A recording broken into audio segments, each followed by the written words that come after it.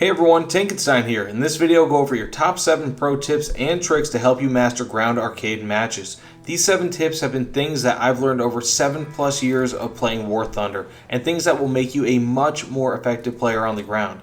Even if you play realistic, many of these tips will still apply. That said, if you're curious as to what the differences are between arcade and realistic, I've linked that video down below.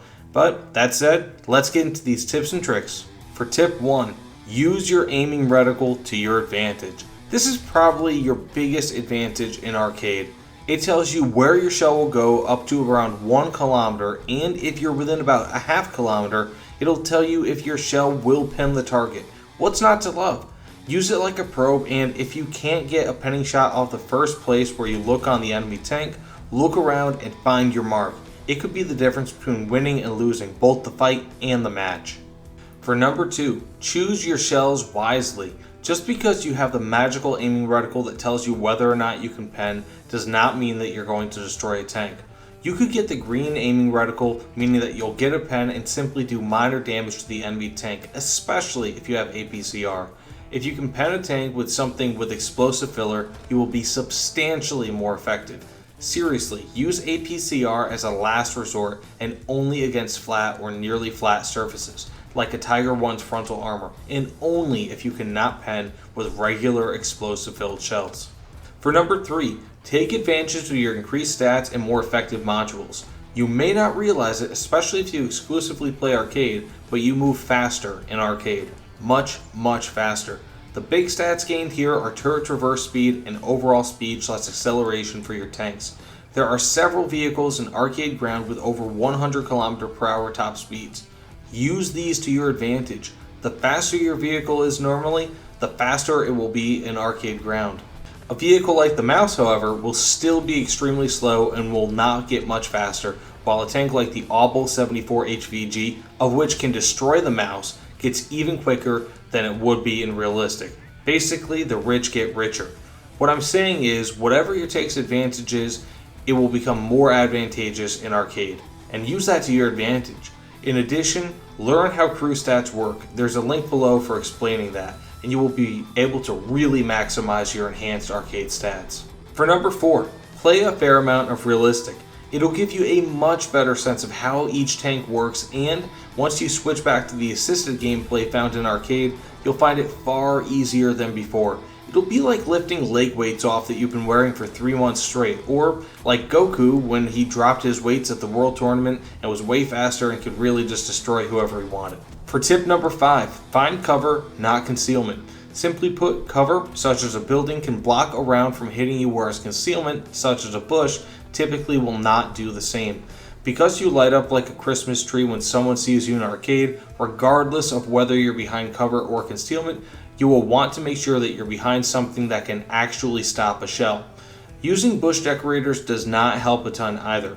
Of course, you can still be hidden with concealment in arcade, but it is not as easy, and you typically need to be at a distance of over a half kilometer, well hidden, and not in front of the enemy. For number 6, don't just randomly use planes. Even if you have the ability to use your planes, whether it's a fighter, attacker, or bomber, don't just randomly use it. Wait for the right moment when you're in cover. The only time you should ever use one of these kill streak rewards in the middle of a fight is when you're about to die anyways, and there's no way out. To this point, typically bombers are best until you reach around 7.0 BR, then you'll probably have an equally good option with attackers, assuming you get a few dozen rockets to use with your attacker. Also, if using a fighter, when you complete your mission of either escorting or destroying the bomber, go after light enemy ground units. Chances are, especially with the prevalence of SPAA and lightly/unarmored vehicles, you should be able to damage or destroy at least a few enemies. Make every plane spawn count. And finally, for number 7, if you're planning on playing arcade for most of the time, unlock the best modules for arcade. Simply put, because arcade functions differently than realistic, some modules will also function differently. For example, make crew replenishment a priority, because unlike in realistic, you can use this module wherever you want in arcade, regardless of if you're on a base. Additionally, other modules have greater effects, such as horizontal drive and the various speed bonuses, but most importantly the engine bonus.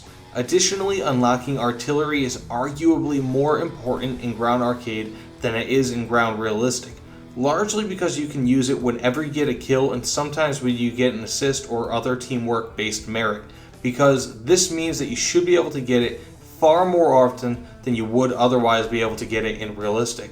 And finally, just for two final bonus tips, these are real quick, I promise.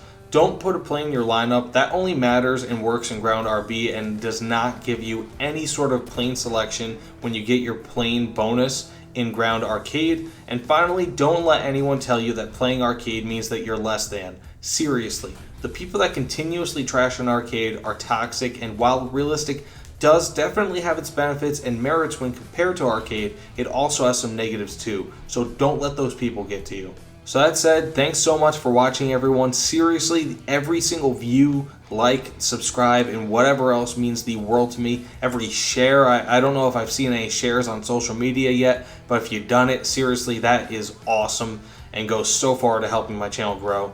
That being said, if you haven't done so already, please subscribe. Let me know in the comments below what you thought of my video, if some tips should be amended, and really what sort of content you want me to come up with next, because I'm open to new ideas. I've got probably dozens of ideas for upcoming videos to make, but I want to hear from you guys too. But either way, thanks again for watching, everyone. Signing off for the night. Be excellent to each other, and I'll see you all on the other side. Take care, everyone.